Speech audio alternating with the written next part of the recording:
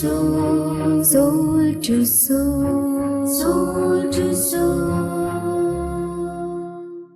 Life is like a flute. It has many holes and emptiness, but if we work on it carefully, we can play magical melodies. Dear viewers, welcome to the show, Soul to Soul Talk Show.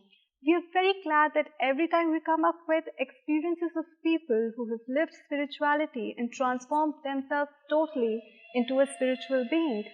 Today, in this episode, we have with us Mr. Shirona from United States. She is currently serving in Israel. She is into this godly knowledge from past 32 years.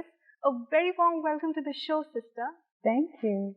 Sister, tell us something about your childhood. I think I had a pretty normal American upbringing, middle-class parents. I wasn't a happy child. And what was the reason behind that? I never knew. And nobody could tell me. My parents couldn't really understand me easily. But I think as I grew older, it became clear that I was growing up in a culture and I was in a family which emphasized material wealth a lot and a happiness based on materialism. And as I grew older and I learned those words, I understood that there's other kinds of wealth and happiness really requires those other kinds. And sister, tell us something about your family. Hardworking. My father was a carpenter. My mother was an occupational therapist. They believed in hard work, they believed in education, and we were 4 girls, and they gave all of us a very good education and expected us to be free in our life, make our own decisions, our own choices. Sister, tell us something about your academic life. I graduated with degrees in education, and I worked as a pedagogue for most of my working years, and then senior lecturer at Boston University. Were you happy with your existing life? Well, I was trying to be happy, but if I were honest, there was always a kind of like dark cloud behind me, which I was always trying to outdistance. And it was a dark cloud of depression because I couldn't find what to replace materialism with. Why was there so much of unhappiness? What was missing in life? Spirituality. I mean, I didn't have any word for it then, but my life seemed like it had no personal meaning. It didn't seem to me like all the promises that society was giving for formulas for becoming happy were working in my case. I got the degrees they said to have the degrees, and I still wasn't happy. I got the job I wanted to get, but I still wasn't happy. I certainly had a good family upbringing, but I still wasn't happy. So I knew that there was something terribly missing, you could say. This was an intuition, and as I grew older, I began to explore it, and it was only when I was about 32 years old that I understood it was a whole spiritual reality, the spiritual experience, the dimension of spiritual identity which had been missing. What belief system you had since your childhood? My family is Jewish by tradition, and I really tried to understand the scriptures of that past. I could never relate to them as much as I could relate to the cultural aspects of Judaism because I felt that they resembled all the other cultural aspects of the different religions. And I felt like I could relate to all religions. I felt a little nervous about separating myself and being Jewish, for example. It was the values, the customs, the systems, the celebrations which really attracted me, and those from all the religions attracted me. In that culture you used to celebrate, you had a lot of festivals. Do you find the same thing into spirituality also? You mean the whole idea of celebration? Absolutely. In fact, spirituality is like a common playground for all the different religions. And you can see how absolutely every single religious ceremony and religious celebration which look alike. They're all coming from something very significant and very meaningful. And spirituality provides the meaning. Otherwise, you're just working with ritual. And the result of that is that you're human being,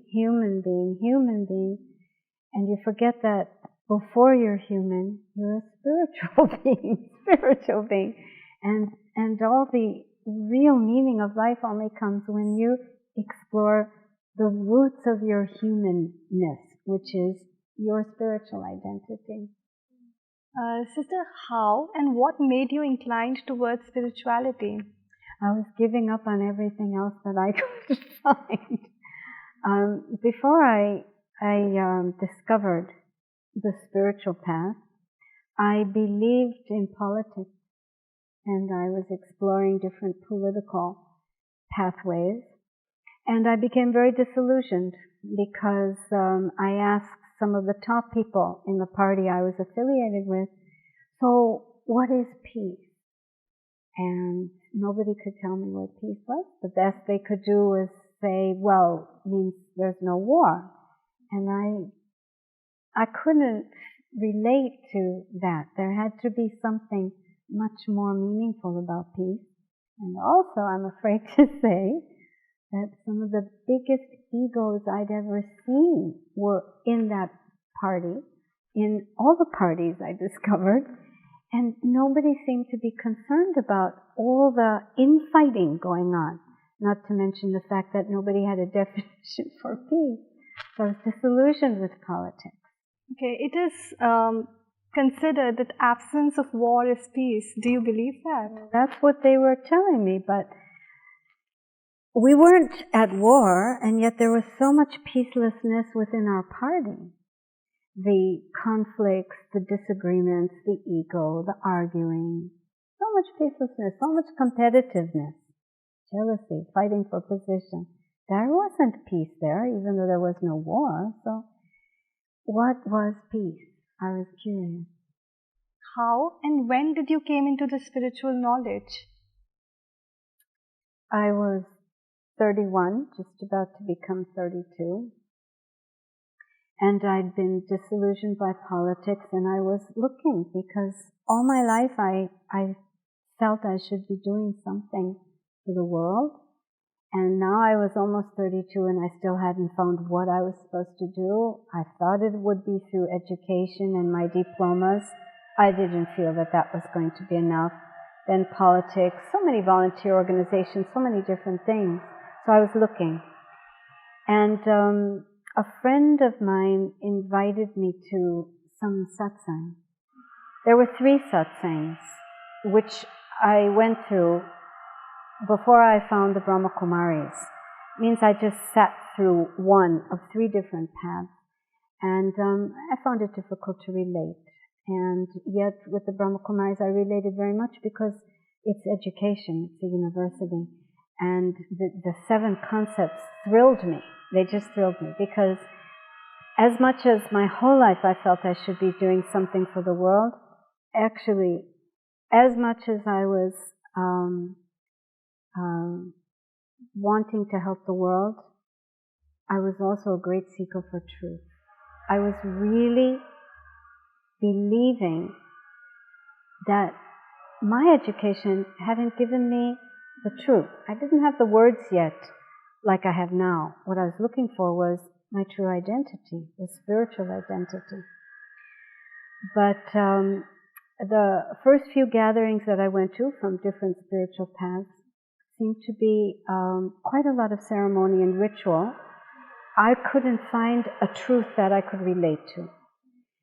And I could relate because it's a university, education. There are 7 concepts, and all of them completely unpack a reality which I'd always sensed, but I hadn't been able to really access. So a friend of yours recommended you to go to the center? No, a friend of mine put me on to the whole concept of spirituality by bringing me to these 3 different gatherings. So you were very religious-minded before? No, I wasn't. I was factual. I was logical. I used reason. I had a very powerful intuition, and I was always curious about that, but I didn't pursue it.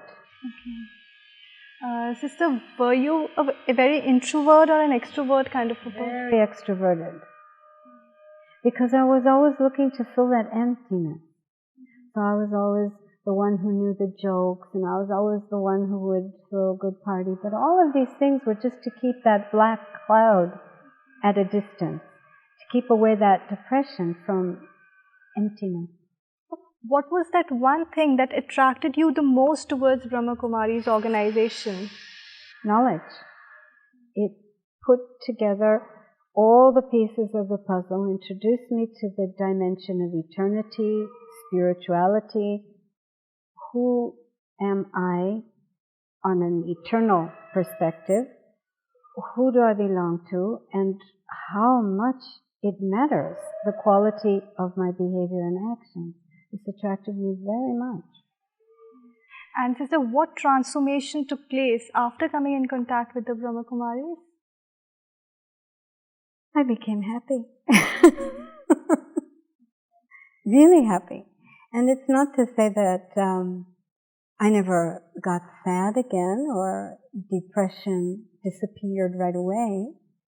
It's a kind of journey, but Brahma Kumaris offers you knowledge on the one hand about what are those things which make you lose your happiness, lose your love, lose your well-being, you should say. But it also gives you an experience of your well-being. It gives you lots of experiences of godly love, godly happiness. So between those three factors, you can purify the self.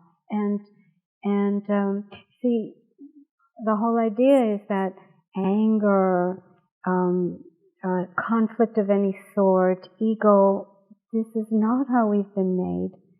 It's sitting on the soul like pollution on a pure stream up in the mountains somewhere. And we can get rid of that pollution and come back to the experience of life as a pure stream, fresh flowing water, direct from the ocean. Sister, like you mentioned earlier that you used to party a lot, you were very extrovert. Then how did your friends reacted when you started following the path of spirituality? Well, I mean, as much as there was that extroverted side, my good friends knew that I mean, because I talked about it. I was that way because I was frightened by that dark cloud, and I sometimes was successful at keeping it at a distance, but sometimes not. So my friends could see me that way, know me that way. They were happy for me when they saw that I found something which at last could really, take the place of all that extrovertedness. Did you have any addiction in life? I mean, absolutely no addictions to substance of any sort, but I was probably addicted to sadness. Because after a while, it's your comfort zone. It's sad to say and it's strange, but you're going to meet people in life, and I was one of them. I could not be liberated from that kind of, I call it now a sickness, for the life of me.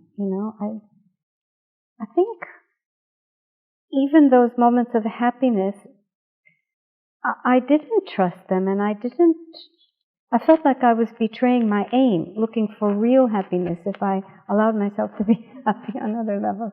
Strangely enough, but basically no, there was no addiction. Sister, it is considered, and it is a fact that depression is a very common disease. And how did you overcome it? Well, I don't think mine was could have been properly diagnosed as depression in the sense of any brain chemicals or something like that. My depression was solely due to the fact that I couldn't resolve karmic accounts from not just this birth but past. The results of those karmic deaths were accumulating. On some level of my awareness, there was a consciousness about that, and I felt myself in bondage. I felt myself in debt. I felt myself, I should say it this way, I felt myself not free. I felt myself trapped. or more practically, I felt like I wasn't in control of my life. And as I began to understand how to take charge of my thoughts, take charge of my feelings, understand the laws of karma, I started being able to take charge of my feelings, my energies of life, and I started freeing myself. So there couldn't be any depression anymore, now especially. It does take time though, it's a journey. Whosoever is depressed, only they contact Brahma Kumaris. The others who are contented with life, who are happy, they don't contact Brahma Kumaris. You know, I can only speak about my own journey. My particular depression was very connected to my ignorance of spirituality, true, genuine spiritual understanding and experience. Other people's depression, I don't know. And I'm not saying that you wouldn't go see a proper doctor if you're depressed and get the help you need. I think there are 3 reasons people would come to the Brahma Kumaris. 1, because they're in search of truth. 2, because they're in search of God. They've not found and experienced that relationship with Him like they would like. And so they're experimenting and they come to the Brahma Kumaris and they have very nice experiences. And thirdly, there would be those who are looking to belong. They don't feel like they found their path, you know, to whom they can belong. And so this very divine, very global family is also very attractive to many people. Sister, what kind of a relationship with God do you have? Well, that's probably a whole show in itself.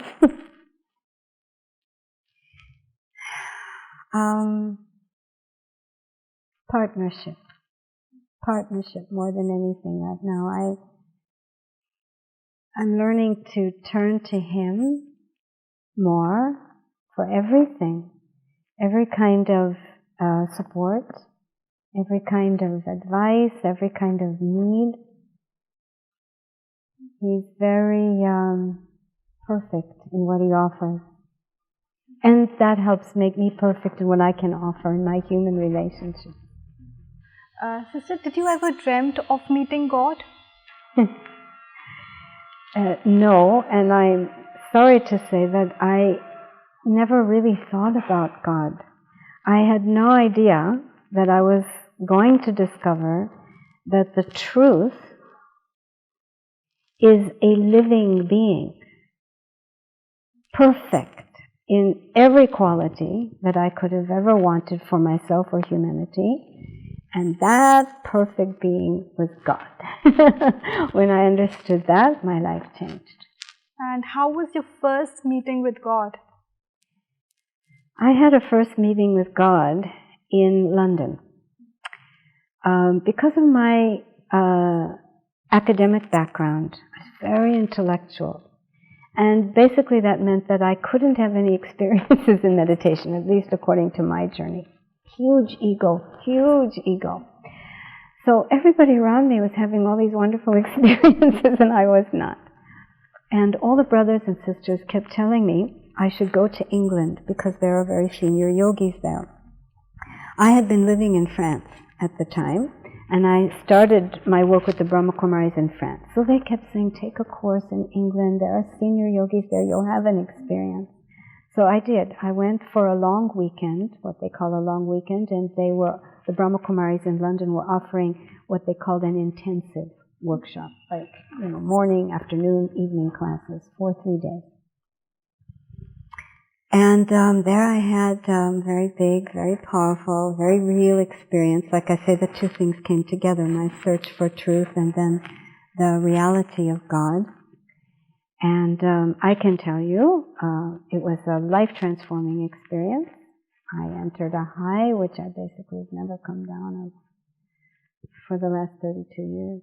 Sister, what was the reason that you came to India when you experienced the presence of God back there in London? Because I'd understood that that was a gift, first of all, from God. And I'd also understood that in order to deepen the relationship more quickly, more powerfully, God is now coming here on this earth. And so, of course, I wanted to meet this most beautiful being through the person of Dari Goza, as per the teachings of the Brahma Kumaris. The soul is you would just be taken into another wavelength. And the hearing, the seeing seems a much lower level of connection. You're just on the same wavelength. It is soul to soul, heart to heart. At last, a relationship in which no masks are involved, either for the other or your own self. Sister, how did you feel when you first time came to Madhuban, and how is Madhuban different from the entire world? Again, because my heart had always been for the family of humanity. And that was the cause of a lot of my depression too. I couldn't understand what I could do to help the condition of humanity. So when I first came to Madhuban, my greatest joy was seeing people from all walks of life, all faith traditions, learning a foundation code of conduct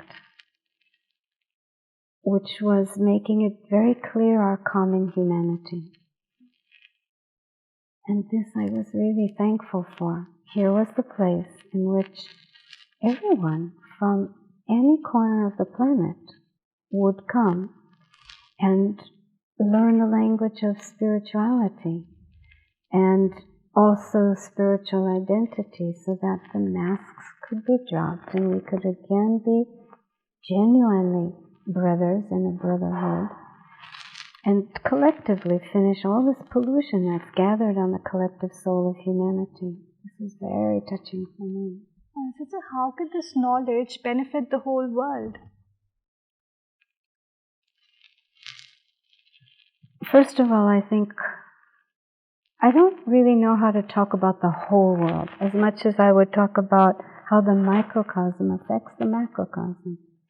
When enough of us, a critical mass, have understood spiritual being and they've experimented with the tools that are available so that we can restore our common humanity. This means our values. This is going to be enough to bring this whole winter of humanity to its end so that its spring can start. And the spring of humanity doesn't look anything like its winter. Here there would be such dearth, lack of joy, of purity, peace, love, happiness. In the spring of humanity there would be only that. So we don't need 6.5 billion people to get this and do this kind of work, be interested in this, because the reality is everybody has their own part to play.